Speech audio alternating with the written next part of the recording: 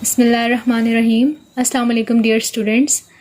हमने पिछली वीडियो में देखा था कि अगर हमें किसी केमिकल इक्वेशन में एक चीज़ के मोल्स गिवन हों तो उसकी मदद से हम बाकी चीज़ों के मोल्स कैसे कैलकुलेट कर सकते हैं।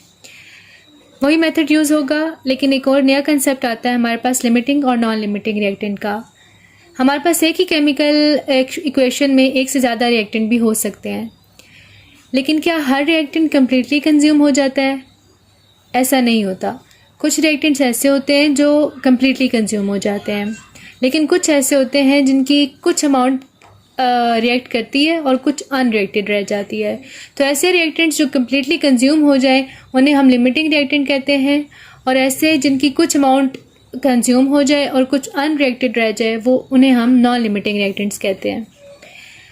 अब हमें कैसे पता चलेगा कि किसी केमिकल इक्वेशन में कौन सा रिएक्टेंट लिमिटिंग है और कौन सा नॉन लिमिटिंग है?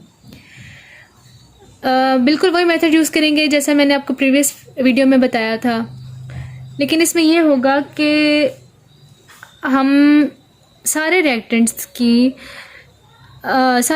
को हम कंपेयर करेंगे प्रोडक्ट के साथ, और फिर देखेंगे कि जौन सा रिएक्टेंट कम प्रोडक्ट्स बना रहा है, कम मोल्स बना रहा है प्रोडक्ट के, वो हमारे पास लिमिटिंग रिएक्टेंट होगा। ठीक है, आगे मैं आपको न्यूमेरिकल्स कराऊंगी, उस एग्जांपल से भी आपको ये क्लियर हो जाएगा। ओके, इस न्यूमेरिकल में 200 grams of K2Cr2O7 were reacted with 200 grams of concentrated H2SO4. Calculate mass of atomic oxygen produced and mass of reactant left unreacted. इसमें हम ऑक्सीजन का मास निकालने हैं अब, और हमें ये देखना है कि रिएक्टेंट जो एक्सेस में है उसका मास कितना अनरिएक्टेड रह जाएगा। इससे पहले जो हमने न्यूमेरिकल्स किए हैं, और इस न्यूमेरिकल में मेन डिफरेंस ये है कि पहले हमें एक रिएक्टेंट के मोल्स गिवन होते थे और वो यूज़ करके हम प्रोडक्ट के मोल्स निकाल लेते थे, लेकिन अब हमें यहाँ पे दो रिएक्टेंट के मोल्स गिवन है। तो हम कौन सा वाला रिएक्टेंट इस्तेमाल करें ऑक्सीजन के मोल्स निकालने के लिए, K2Cr2O7 या फिर H2SO4?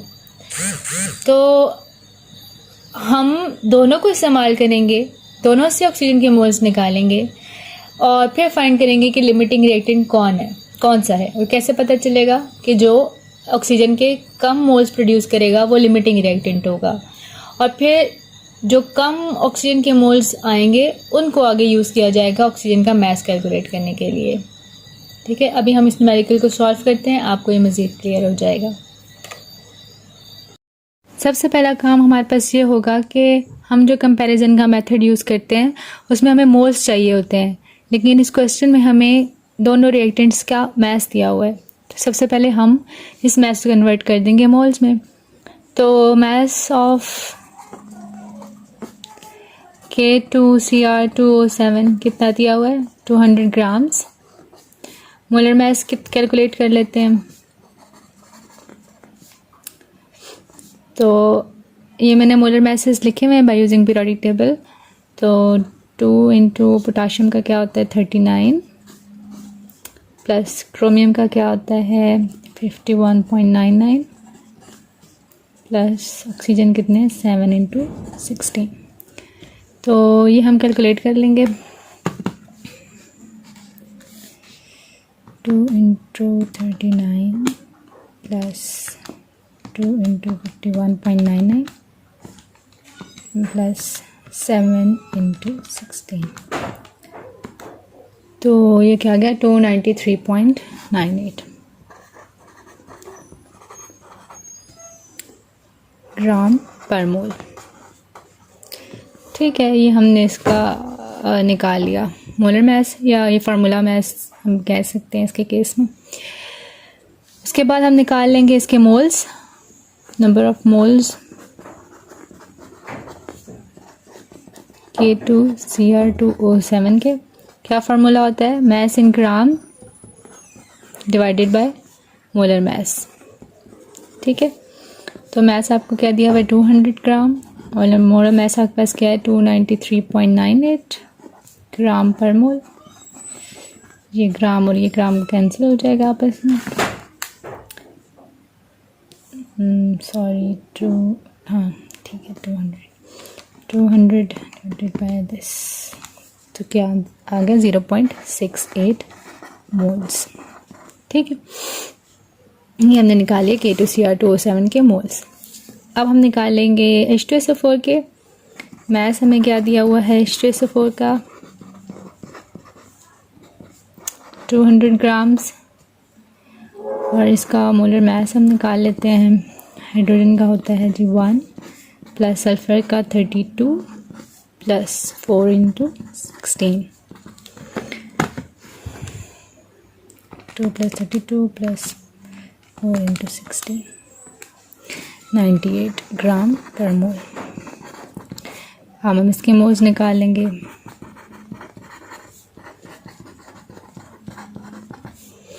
मैस इन ग्राम क्या है 200, और मोलर मैस आपका क्या है 98 ग्राम पर मोल।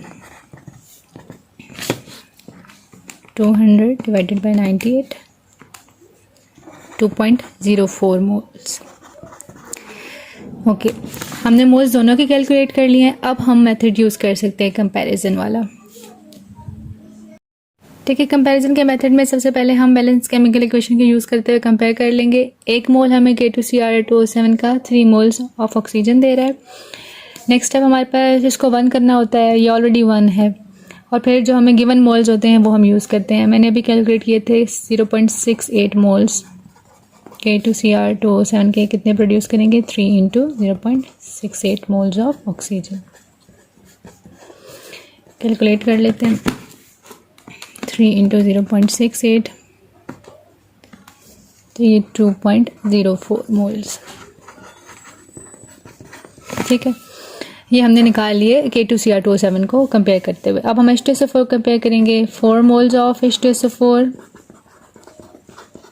Produces 3 moles of oxygen. इसको मैं 1 करूँगी। 1 कैसे होता है, जब ये 4 इधर जाके डिवाइड हो जाएगा।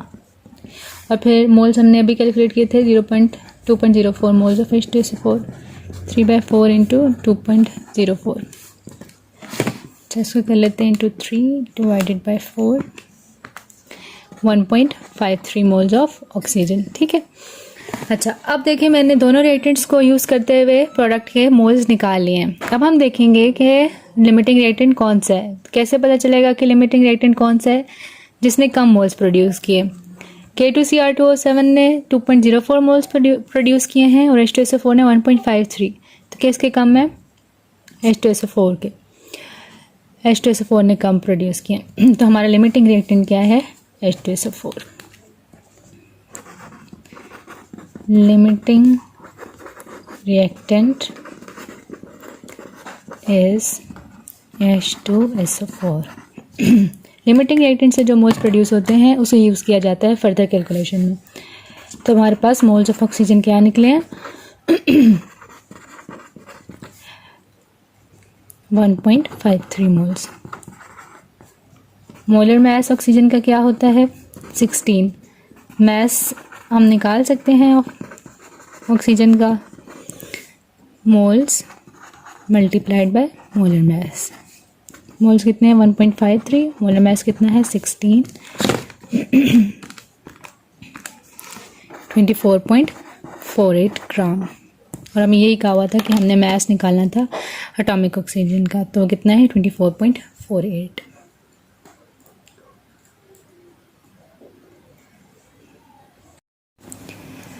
चलिए अब हम इसका बी पार्ट करते हैं। इसमें हमें निकालना है mass of reactant left unreacted. हमने पीछे भी देखा कि H2SO4 हमारे पास लिमिटिंग रिएक्टेंट था, वो तो सारे का सारा कंज्यूम हो जाएगा, तो कौन सा अनरिएक्टेड रह जाएगा K2Cr2O7।